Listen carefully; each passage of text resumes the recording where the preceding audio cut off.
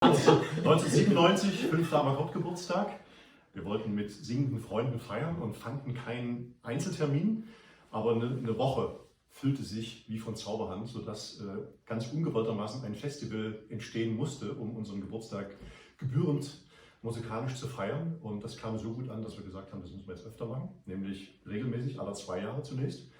Und nach einiger Zeit haben wir gemerkt, es ist sogar noch leichter, wenn wir im Jahresrhythmus bleiben. Das haben wir seit 2003 jedes Jahr gemacht, wenn nicht gerade eine Pandemie ein bisschen dazwischen kam. Ja, und feiern da ein Fest der Vokalmusik mit Freunden. Wenn ich das kurz sagen darf, zum 5., das ist schon ganz schön vermessen, oder? So eine ganze Woche da aus dem Boden zu stellen. Ja, das war eigentlich fast zu Leipzig. Also das ist,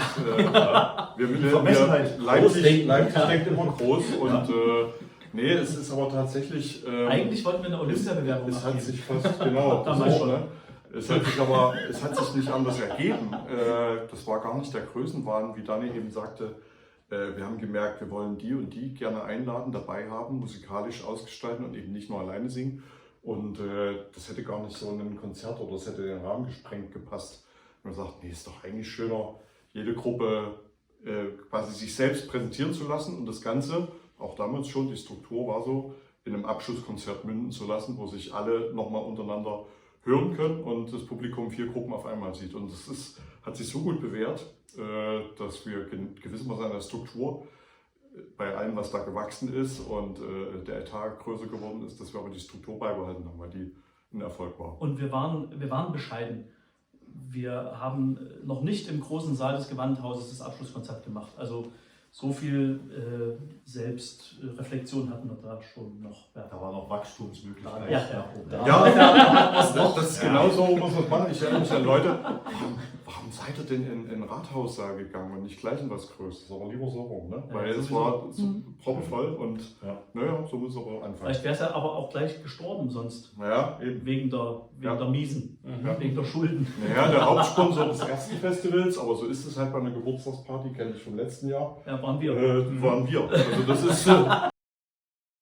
Ich glaube, wir sind sehr organisch gewachsen und wissen auch um den richtigen Rahmen. Also natürlich sind die Konzertsäle zum Teil auch größer geworden, weil der Bedarf, der Zuspruch so groß war. Aber das ist eine Endlichkeit. Also wir begreifen eigentlich das Wachstum nicht um des Wachstums willen, sondern was einfach auf der Hand liegt, wie ein Festival atmosphärisch gut läuft. Und haben wir zum Glück immer eine glückliche Hand gehabt und auch die richtigen Einsichten. Begonnen haben wir eben quasi mit der Geburtstagsparty, das war keine ganze Woche, mit 5 Gruppen aus 4 Ländern. Und dieses Jahr spiegelt eigentlich das wider, was in den letzten Jahren auch so die Zahl dann ist. Sind dieses Jahr 10 Ensembles aus 9 Ländern. Das ist ungefähr so, dass, wie es sich eingepegelt hat. Wir starten ja meistens freitags und gehen bis zum nächsten quasi folgenden Wochenende zum Abschlusskonzert. Und das hat sich so bewährt und das ist auch von uns eigentlich machbar und stemmbar, weil es kostet ja auch alles Geld und man braucht dafür willige Helfer und Freiwillige. Die kann man ja jetzt auch nicht viel länger binden und wir selber wollen ja auch oder müssen auch woanders Konzerte geben. Also das ist der Rahmen, das war relativ schnell abgesteckt. Aber vielleicht noch eine andere Zahl, jetzt sind wir ja beim 25. sind tatsächlich bisher 150 Ensembles da gewesen, Alter. Aus 46 Ländern, von allen bewohnten Kontinenten. Also weißt du auch, wie viele Konzerte es waren? 200? Genau, wir sind über die 250 gekommen. Ja. In 25 Jahren über 250 Konzerte. Kann man sich merken. Das sind im Schnitt 10 pro Jahr. Also es unterschreibt auch die... Also mit den 150, um das noch zu ergänzen, das sind nicht die Wettbewerbsgruppen dabei. Wir haben ja seit 2007 einen Wettbewerb laufen und da kommen natürlich auch viele Gruppen zusammen, die habe ich jetzt nicht gezählt, also die kommen noch on the top. Wir sind natürlich sehr interessiert an Vokalmusik qua unseres Berufes und unserer Leidenschaft und deswegen laufen uns auch neue Gruppen tatsächlich über den Weg, wenn sich eben glücklicherweise auch mal wieder in Gruppen etablieren und zusammenfinden. Eine Sache, die wir schon auch befördern wollen. Deswegen gibt es den Wettbewerb, deswegen gibt es Nachwuchsprogramme und alles diese Dinge. weil wir ja wollen, dass unser Genre ja, in die Zukunft geht auch. Ja. Und es wird aber immer schwieriger. Es finden sich weniger Gruppen zusammen, die sozusagen so viel Einsatz auch geben, weil man braucht eine Menge Einsatz, um sowas wirklich zum Laufen zu bekommen und dann auch am Leben zu erhalten.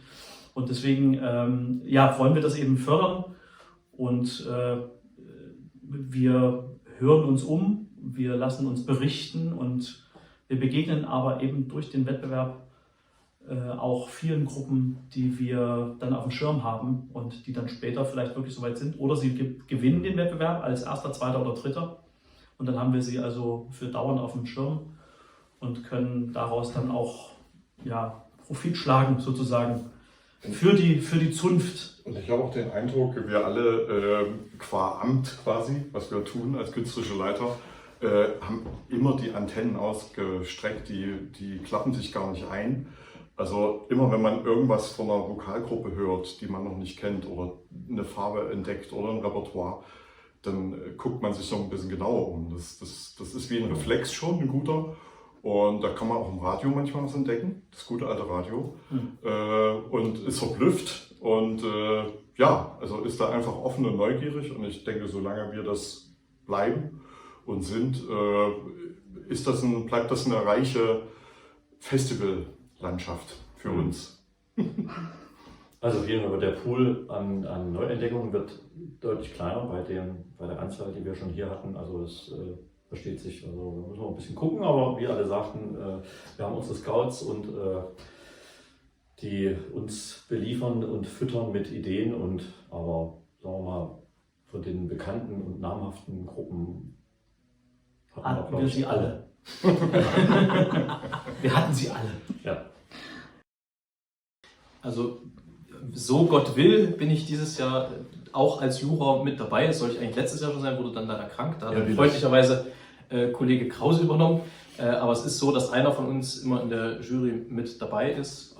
Wir aber die natürlich aufwerten noch mit Profis und Experten aus der Szene und ja, da gemischt aus dem jazzigeren Bereich, poppigeren Bereich, aber eben auch im ernsteren Bereich weltweit.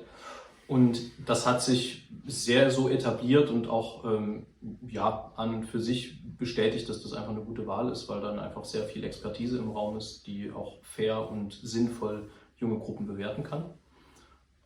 Und ansonsten sind wir oder versuchen wir immer präsent zu sein, dass wir bei allen Konzerten dabei sein können. Und versuchen so eben auch den Gruppen das Gefühl zu geben, sie kommen hier nicht irgendwo her, wo sich der Intendant eigentlich gar nicht dafür interessiert, was hier passiert, sondern wir sind schon sehr an den Gruppen, die wir hierher holen, interessiert und sind da sehr mit Herzblut dabei und deswegen gehen wir dann auch gerne in die Konzerte des Festivals und tun uns das. Wichtig zu betonen, finde ich, es gibt keine Einflussnahme von außen. Also der eine Amakottler in der Jury, der steht für sich und das ist quasi unsere Repräsentanz, was aber eben nicht heißt, dass es der verlängerte Arm der anderen ist, die gar nicht in der Jury sitzen. Also wir anderen, die nicht in der Jury sind, wir haben dann uns einen Sonderpreis überlegt für das beste unverstärkte Stück A Cappella. Darüber darf der Rest entscheiden, dies Jahr eben die 4 Alten.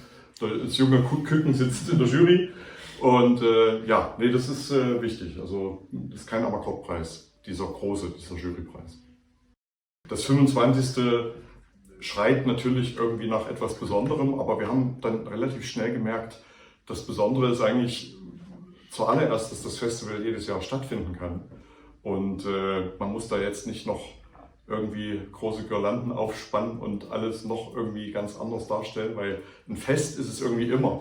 Also ob das jetzt ein Jubiläum ist oder nicht. Aber wir haben uns trotzdem dafür entschieden, einige Publikumsmagneten und Gruppen, die wir lieb gewonnen haben, gibt es einige, die man gar nicht alle präsentieren kann, aber dass die das Programm jetzt erneut bereichern. Also es gibt eben auch Wiedereinladungen an Gruppen, die einfach nochmal kommen müssen. Die entweder sind sie so gut, dass man irgendwie nicht vorbeikommt und sie haben so viel gute Laune gemacht oder sie haben so ein tolles Repertoire. Und da werden einige dabei sein, wie Profeti de la Quinta oder Rayaton oder The Magnets aus Großbritannien. Aber eben die Mischung haben wir dann beibehalten. Also wir wollten jetzt, glaube ich, nicht nur ein Best-of draus machen. Auch wenn das auf der Hand liegt, nee, aber das andere, die Junggruppen zu vernachlässigen, jetzt weil ein Jubiläum da vor der Tür steht, haben wir uns eigentlich dagegen entschieden. Also es wird ein Preisträgerkonzert geben, natürlich. Es werden andere Gruppen auftauchen, die noch nicht da gewesen sind. Das erste Mal eine Hard-Rock-A-Cappella-Gruppe. Ja. Das ist so eine neue Farbe auch und sehr gespannt.